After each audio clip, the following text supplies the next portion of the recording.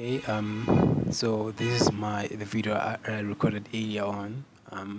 Yeah, I've noticed that there's some sound disturbances, so I have to do a voiceover. So forgive me for that, but please enjoy my demonstration. Um, okay, from from where the video is at, like you can see this is the heat pipe I've designed, and this is my power supply.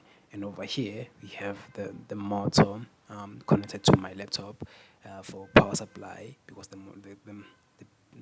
microcontroller uses about five 5 volts. So that 5 volts, um, it's getting a 5 volt from my laptop. And yeah, the motor is directly connected to this power supply. Yeah, and these are the readings that corresponds to um, what I'm feeding the motor at this particular time.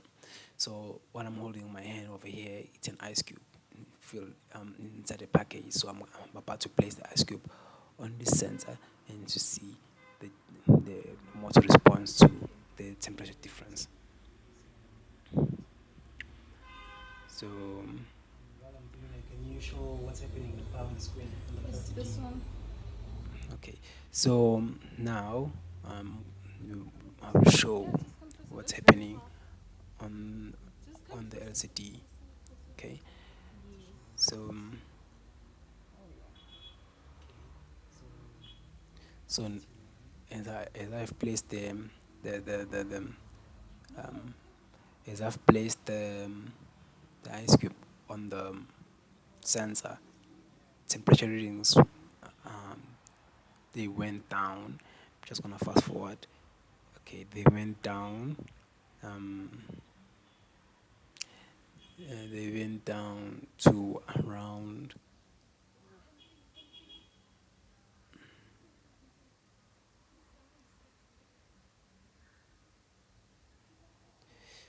5,000 RPM. Okay, yeah, this is the point where um, my motor reached speed of 5,000 RPM. That's the lowest recorded speed in this demonstration. Um, as you can tell, T1 reads about 10.55 degrees Celsius, and the other temperature sensors read their temperatures accordingly.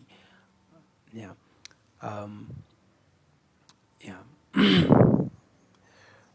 So in this stage, it's as if like the motor is sucking air from the other side all the way to this side.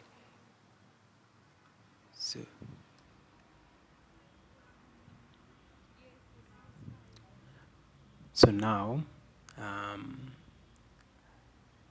I'm gonna demonstrate what happened if I increase the temperature. So what I'm holding my hand over there, it's sodium ion. It's well pre-plugged so that its temperatures increases. So I can see what will happen if we um, introduce heat on the sensor. What will happen to the speed of the motor?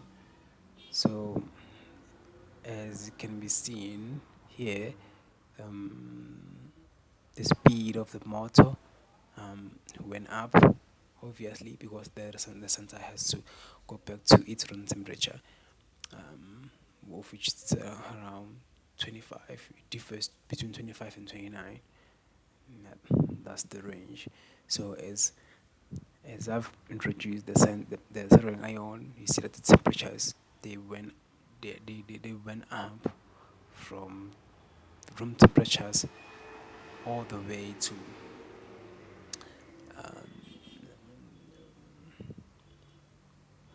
um, 40 something. The highest recorded temperature was around, yeah, was around 45. And at this particular time,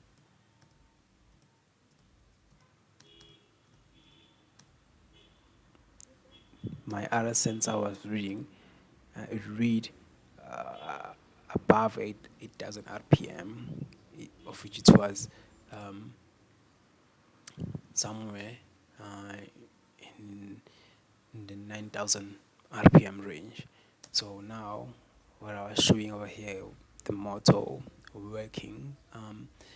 In theory, the motor was supposed to suck air inside this uh,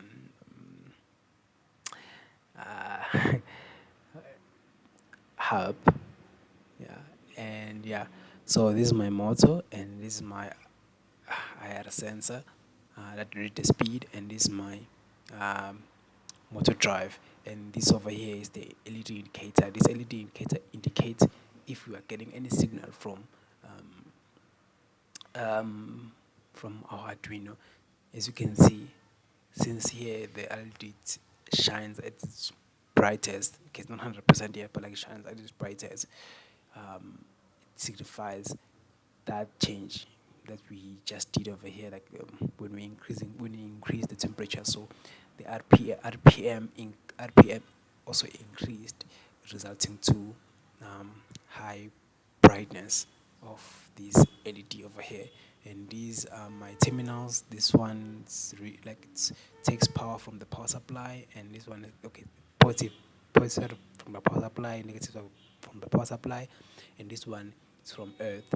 And all these pins are crucial for the second board, for especially for the air sensor, and as well as my temperature sensors. As you can tell here, there are only three, 1, 2, 3, and yeah.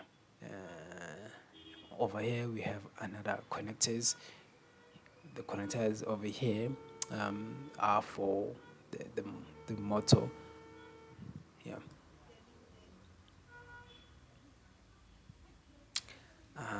That's it for my demonstration. Oh, before I go, and then the board, I have an Arduino connected underneath the board. That's where my microcontroller is at. You can tell by looking at this blue line. Yeah. Thank you. Thank you. Bye.